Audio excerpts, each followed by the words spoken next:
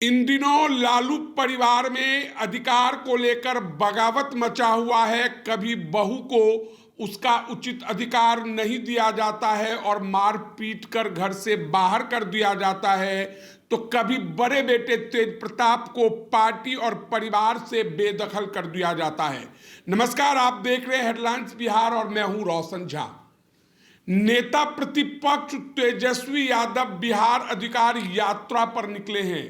दावा करते हैं कि लोगों के बीच जाएंगे, उनसे संवाद करेंगे और बीजेपी और जदयू वाले जो अधिकार छीन रहे हैं उस अधिकार को छीनने नहीं देंगे। इस यात्रा का मतलब समझिए, तेजस्वी यादव राहुल गांधी के साथ वोटर अधिकार यात्रा से अभी अभी वापस लौटे हैं। पूरे बिहार का भ्रमण कर चुके हैं। बावजूद इसके तेजस्वी यादव अकेले अर्थात आरजेडी के दम पर 10 जिले में जा रहे हैं और 66 विधानसभा सीट को कवर कर रहे हैं। जबकि राहुल गांधी के साथ जब तेजस्वी यादव वोटर अधिकार यात्रा पर निकले थे तो मुकेश सहनी उनके साथ थे और इंडिया घटक दल के तमाम बड़े नेता मौजूद थे।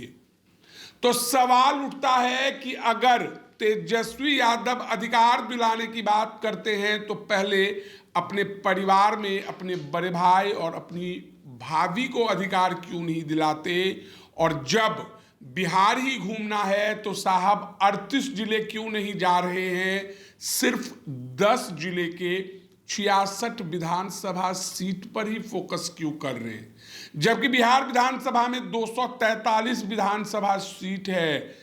चुनाव होना है, आप चुनाव की तैयारी कर रहे हैं और डंके की चोट पर कहते हैं कि 243 सीट पर तेजस्वी यादव चुनाव लड़ेगा। तो इस राजनीति समीकरण को समझिए।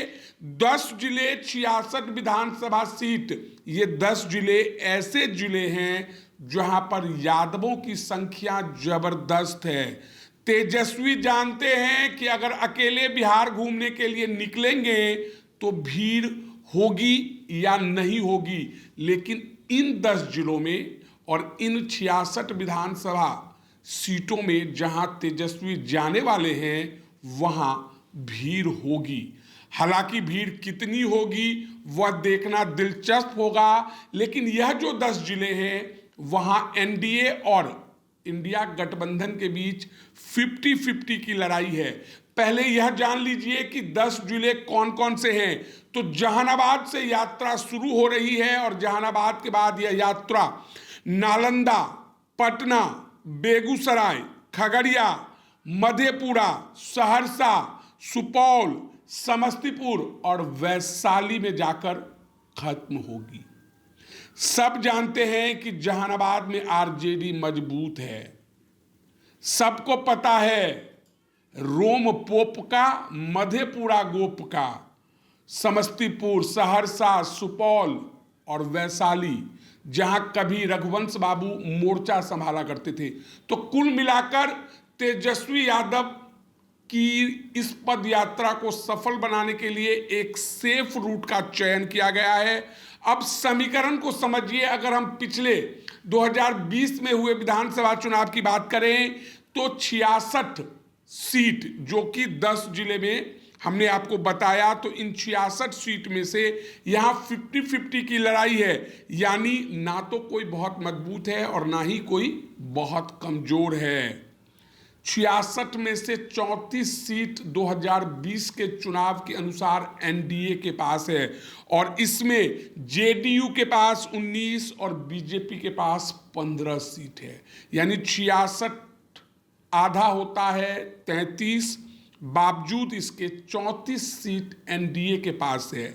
अब वही 32 सीट इंडिया गठबंधन के पास है, जिसमें से आरजेडी के पास 23, कांग्रेस के पास 3 और लेफ्ट के पास 6 है।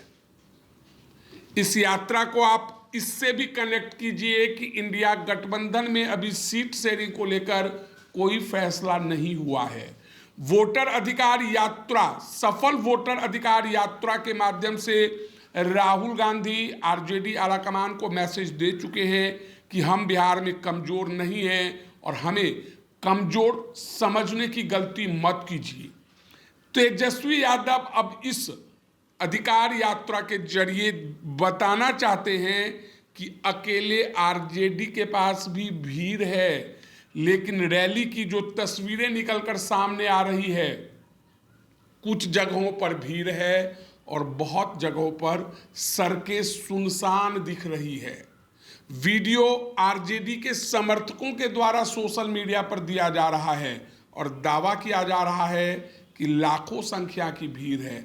अब भीड़ तो भीड़ है। तेज प्रताप यादव की रैली में भी उमड़ रही है, प्रशांत किशोर की रैली में भी भीड़ उमड़ रही है। कल पूर्णिया में आदरणीय प्रधानमंत्री नरेंद्र मोदी आए थे, उनकी रैली में भी भीड़ थी।